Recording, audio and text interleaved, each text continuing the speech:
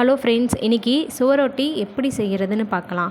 Haemoglobin கம்மியாக இருக்குது, ரத்தம் கம்மியாக இருக்குதுன்னுலாம் சொல்லுவாங்க பார்த்தீங்களா, ரத்த சோகையாக இருக்காங்க அப்படின்றவங்களுக்குலாம் கண்டிப்பாக வந்துட்டு இதை செஞ்சு கொடுங்க.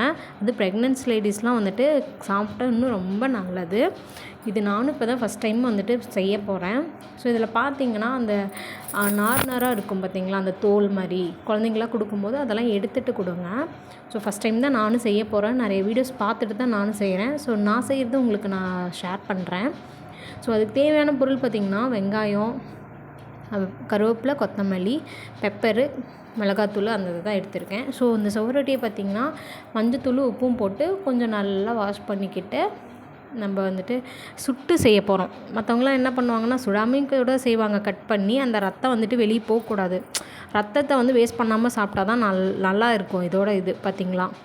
ஸோ நான் வந்து சுட்டு செய்ய போகிறேன். நான் இது பார்த்திங்கன்னா ஈரல், ரத்த பொரியல்லாம் சாப்பிட்ருந்தீங்கன்னா அவங்களுக்குலாம் இன்னும் ஈஸியாக சாப்பிட இருக்கும். ஆனால் அது அந்த மாதிரிலாம் சாப்பிடாதவங்களுக்கெல்லாம் கொஞ்சம் கஷ்டமாக தான் இருக்கும். சாப்பிடும்போது ஒரு ஸ்மெல் வர மாதிரி தான் இருக்கும். ஸோ எனக்கே வந்துட்டு ஈஸியாக தான் இருந்துச்சு. நான் இது பார்த்திங்கன்னா நல்லா வந்துட்டு வாஷ் பண்ணிட்டேன். இதை வந்துட்டு நான் ஒரு குச்சி, ஒரு இரும்பு இது மாதிரி எடுத்து சுட்டுட்ருக்கேன். சுட்டு எடுத்துகிட்டு போய் ரத்தம்லாம் கொஞ்சம் வேஸ்ட்டாக தான் கீழே வருது. ஸோ எனக்கு தெரிஞ்ச மாதிரி தான் நான் பண்ணிகிட்ருக்கேன். ஸோ நீங்களும் அதே மாதிரி இப்போ ட்ரை பண்ணுங்கள். ஆனால் கேஸ் அடுப்பில் பண்ணும்போது கொஞ்சம் பார்த்தே பண்ணுங்கள். நல்லா சுட்டு எடுத்துகிட்டு அதை கட் பண்ணிவிட்டு நம்ம ஒரு வடை சட்டியில் எண்ணெய் ஊற்றி கடுகு உளுத்தம் பருப்பு போட்டு நல்லா வந்துட்டு கடுகு உளுத்தம் பருப்பு போட்டு வெங்காயம், சின்ன வெங்காயம், பெரிய வெங்காயம் ரெண்டுமே நான் ஆட் பண்ணி பண்ணிக்கிட்டேன். ஸோ மஞ்சத்தூள், பெப்பரு, மிளகாத்தூள் இதெல்லாம் கட் பண்ணி அதை அப்படியே போடணும். ஆனால் பார்த்திங்கன்னா தெரியும், நான் கட் பண்ண விதம் பார்த்திங்கன்னா ஏன்னா ஃபஸ்ட் டைம் பண்ணனால எனக்கு கொஞ்சம் பயம் வந்துடுச்சு.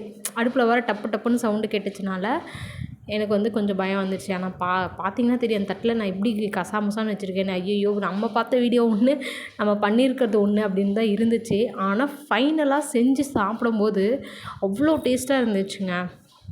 இது அவ்வளோதாங்க. சும்மா வெங்காயம், தக்காளி போட்டு, இஞ்சி பூண்டு போட்டு, அந்த சுவரொட்டியை போட்டு, பெப்பர் போட்டு, மிளகாத்தூள் போட்டிங்கன்னா வேறு லெவலில் இருக்கும். ஒரு 10 மினிட்ஸ்க்குள்ளே வச்சு நீங்கள் தண்ணி தெளித்து வேக விடுங்க. அவ்வளோதான், செம்ம டேஸ்ட்டாக இருக்குங்க.